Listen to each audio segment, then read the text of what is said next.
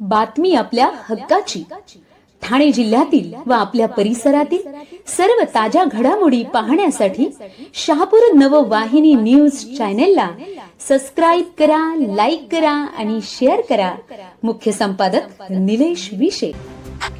दिनांक 13 ऑक्टोबर रोजी शहापूर तालुक्यातील आसनगाव येथील SKI कंपनीला भीषण आग लागली होती. 20 तास उलटून गेले तरी सदरची आग धुमसत आहे. पाहूया सविस्तर वृत्त.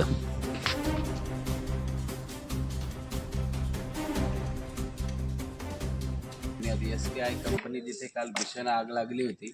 आपल्यासोबत भिवंडी महानगरपालिका अग्निशामकचे कर्मचारी आहेत. एकंदरीत काय परिस्थिती आहे सध्या?